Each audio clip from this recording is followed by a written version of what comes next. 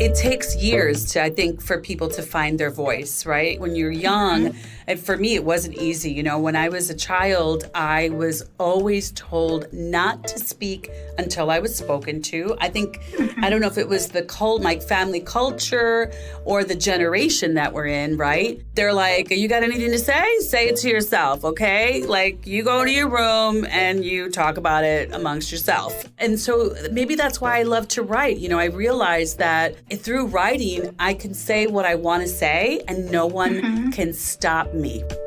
Welcome to Latinx in Power, a podcast hosted by Thaisa Fernandes. Welcome to Latinx in Power. It's an immense pleasure to have Diana Mucci today. Thank you so much, Thais. I'm so excited to be here with a fellow Latinx, and I'm honored. Thank you so much for having me. Amazing. Diana Mucci is a Chicago-based Afro-Latina author, playwright, poet, and producer, a former English teacher, IT sales executive, and fashion entrepreneur. Diana has performed as an actress and has written, published, and produced short stories, children's books, indie films, and full-length plays, and finishing her memoir, Growing Up with Big Hair. That's a long list. Yeah, it's amazing. A lot of accomplishments. Of course, I needed to say them all. So you are so inspiring. And I'd love to hear more about how your life story began. Well, if we've got to go back to the beginning, that's kind of where the best story starts at the beginning. I was raised on the south side of Chicago by immigrant parents, my father from Haiti and my mother from Puerto Rico. When they came to this country, neither of them spoke English, so they worked really hard to get ahead, you know, as English as a second language. It was difficult for them, but they did it. And, you know, just by example, they instilled in me a really strong work ethic and desire to achieve really great things. But they couldn't afford to send me to college. So after high school, I got a full-time job. And then after 3 years at this company, I got passed up for a promotion. It was given to a woman who had a college degree. So I decided, you know, it was kind of a bummer at that time. I was going to get, in order to get ahead at all, that I was going to have to go to college. So at that time, I was married, very young, 20-something. I had a 1-year-old daughter. And another one on the way. And I enrolled full-time as a university student. I quit my job. And I was able to get student loans and some grants. So that was a blessing. And then I earned a bachelor's in English and education. In my senior year, I had my third baby and also was offered this really great opportunity to work for a technology company. It was a software development company. And over the years, I kind of, you know, went up the ranks in my IT sales career. But throughout, I took some time off. And that was when I was able to do my teaching, my writing. You know, I worked on my theater and my film projects. I even started a couple of businesses along the way. And the most recent was Back of the Yards Entertainment, which is for my theater and film production work for diverse independent artists. And I also, with my husband, opened up an Italian boutique. And unfortunately, we had to shut that down due to COVID. And I have to share this because, you know, my whole story is very diverse, right? It kind of has this ebbs and flows. And you're just like, how does this woman do what she does? Like, how was I able to do IT sales and then also open up an Italian boutique? Like, I mean, it doesn't even seem to go, but this is me, you know, this is sort of like the ambition that I have. And what I said in the beginning, right? My parents instilled that in me, right? To always, you know, achieve great things, try to do better and be better. So when COVID hit, you know, the entire world was turned upside down. I'm like, okay, now I'm not doing this boutique, but you know what? I still have my writing and what can I do to make a difference while people are suffering and struggling? And I remember that I'd written this children's nap time series and I'd written it like 6 years ago. But, you know, I figured it's time to publish it. It's time to dust it off. And, you know, so I started, officially launched Back of the Yards Entertainment and then the publishing company to make it happen. Amazing. I love that. I'm happy that you also answered like a lot of questions that I had when I was like researching about you, like the IT, being an actress, writer, entrepreneur. It's amazing. I love that. This is so inspiring. And what does it mean to be a Latina for you? It is like the core of who I am. When I hear the word Latina, what immediately comes to my mind is a strong woman, someone who loves boldly, like out there, someone who is proud of her family, her heritage, her mother language, her food. I'm just a huge fan of Latin food from every country in Latin America. And the Latin music, I think, that lives inside of us. Yeah, absolutely. I agree with you. Like food, family. And as Diana just said, she just published her children's nap time series and is finishing her memoir. And tell us a little bit more about your books and where does your inspiration comes from? From the moment that I could read, I was pretty young, I loved books. And by the time I was 9 years old, I knew I wanted to be a writer. So when I had my own babies, I really enjoyed reading the classics to them at bedtime. And we had this special bedtime ritual that I looked forward to probably more than they did, right? So much. I was like, oh, this is so much fun. Like, it's not always fun. Sometimes they're like, I don't want to go to sleep. But I always try to make it an experience, not an episode.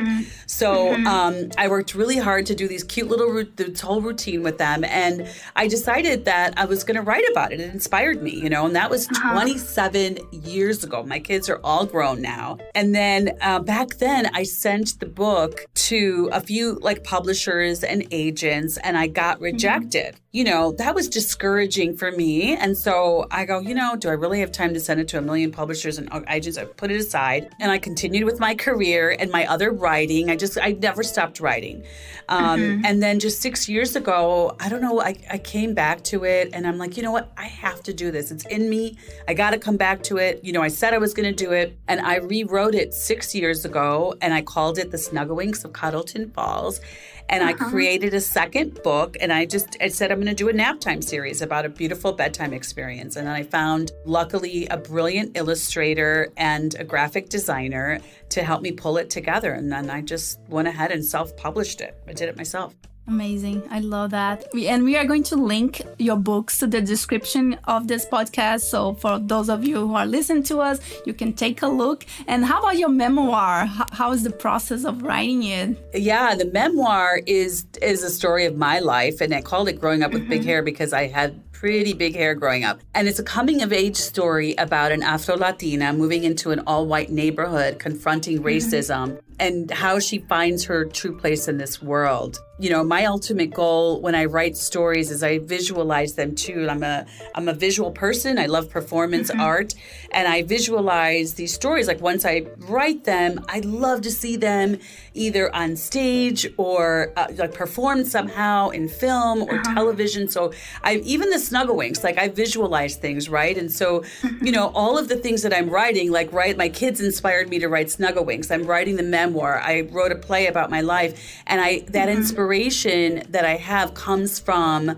my real life experiences and my truth. And, what I do is I kind of tuck away specific events in my life. It's almost like my life. It's kind of a movie playing. And I store these events in my memory bank. And then when it's time, I kind of cash it out and I just write about it. Amazing. I love that. So, and you bring attention to racial injustice for your real life stories. And where did you find your voice? It takes years I think, for people to find their voice, right? When you're young, and for me, it wasn't easy. When I was a child, I was always told not to speak until I was spoken to. I think, I don't know if it was my family culture or the generation that we're in, right? They're like, you got anything to say? Say it to yourself, okay? You go to your room and you talk about it amongst yourself. And so maybe that's why I love to write. I realized that through writing, I can say what I want to say and no one can stop me, right? I'm just writing what I'm feeling. I'm putting it on paper. But it wasn't until my mid-30s when I wrote and produced my first play that I really felt more confident to say out loud what I really wanted to say. And that was through the medium of theater on the stage in front of an audience. I was able to say my story. And just through the years, it's been a difficult journey for me to speak up. And I think more now than ever, it's super important to do that. For the sake of those people who can't speak up, I am learning to speak louder. Yeah, you brought an interesting point that maybe it's our culture, it's the way we were raised, not even like gender expectations that is different. I remember when I was a kid, I always had like a lot of questions, and people sometimes they don't like kids questioning, right? Asking difficult questions. So it's interesting how things hopefully changing, and we are also finding our voices. And in the end of the day, I think what is really powerful too is that a lot of times we are not speaking just for ourselves, right? We are speaking for other people and people that might not be able to speak at the moment. So it's really important to keep this in mind. I agree with you. And I think that's interesting that you say that with all the questions you have as a young child. We are so inquisitive and we want answers, and we don't, and the parents are uncomfortable maybe because they don't have the answer. So they're like, quiet down now. I don't understand what you're talking about. But the fact that you have a podcast now, I mean, you've got a microphone, right? You've got a platform that you could literally say whatever you want to say now. And you're right. It's for the people that, either it helps you to say your story and it helps me to say my story as you grow. But you don't know how many people you can inspire and change by using your voice. It's interesting because not a long time ago, actually, I just remember something. I remember when I was really young and I had a neighbor, she had a microphone and we used to play that. We were like interviewing people. And I remember the first time we did that, I was really super shy at that time. And I really enjoyed it, but I wasn't able to ask questions. I wasn't able to have conversations, but I had a lot of fun. That's great. Look at you now. You can ask all the questions you want now. Yeah. Yeah, we can all do. We should, especially now, we need to question. We need to question the status quo all the time. And ourselves too, we need to talk with each other and learn with each other. And how was your experience when you filmed your first length play, Bloom, in 2005? I saw that it premiered at Chicago Latino Film Festival too. How was your experience? So just to be clear, so that I produced my first play, I'm a Female Seeking a Male, which is a comedy based on my life, actually my marriage, right? I'm trying to figure out and navigate my marriage kind of falling apart, and my sister too, and her life was falling apart, and she just had a broken heart. So this was my first play, and it was based on a true story. I interviewed men. It was trying to figure out what are men really thinking. It's based on my interviews with single men. So that was I'm a Female Seeking a Male, and that experience was amazing. Like, it was an honor and a privilege to see my story and all of the characters come to life through a collaboration of all of these brilliant artists, the director, the actors, stage crew, even the stage manager, production manager, and then even the audience. So when you're doing live theater and performance art, like, the audience plays a really big role in kind of the whole art of it.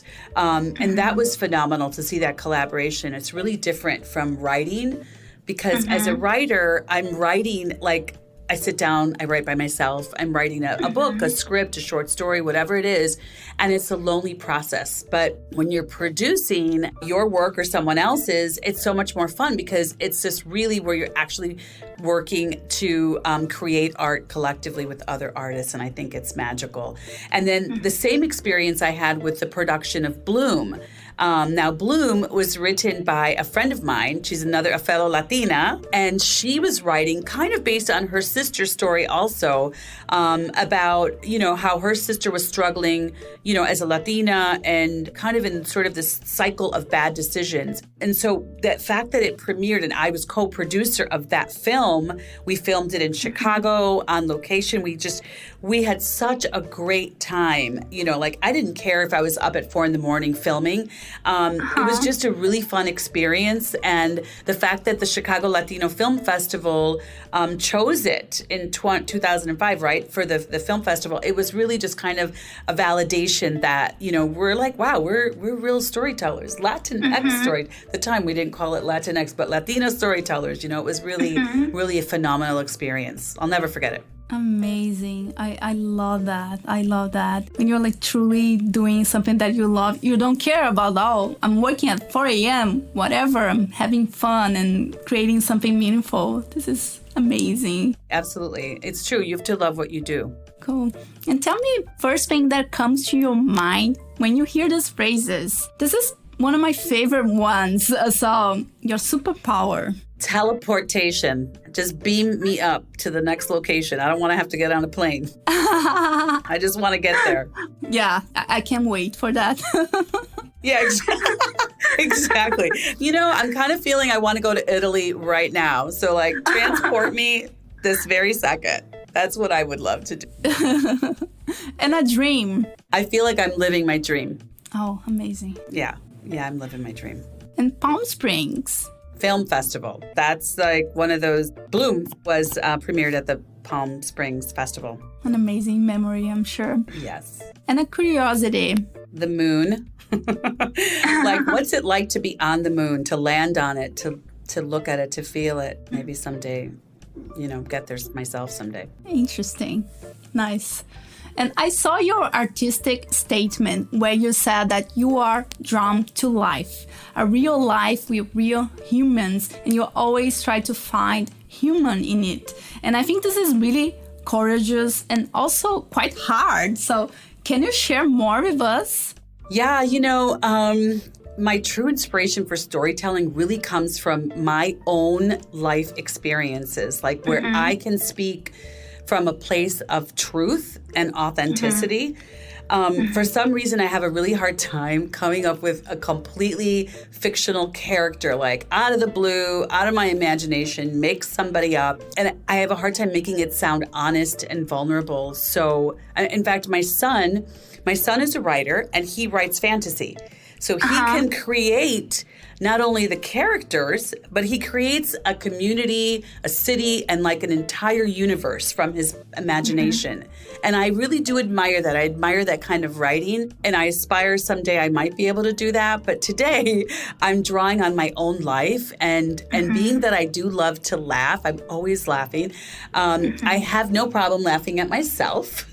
I always try to find a little comic relief, even in the toughest of situations. So, I think it's a real reflection of our true lives. Like one minute you're having, an emotional breakdown. You could be crying about something that's really sad to you, or something might not, I don't know, any example of something that makes you sad. And the next minute you're finding that you're laughing. I don't even know, like either someone said something or you're just so emotionally just wrapped up in yourself that all of a sudden you start laughing. And it's happened to me where I, something just kind of breaks that cycle. And I love that as humans, we can do that. And I really think and I believe that laughter is a gift from God to help us get through some of life's greatest suffering. And that's what I use in my writing to kind of break up that drama and that sadness or some painful moment.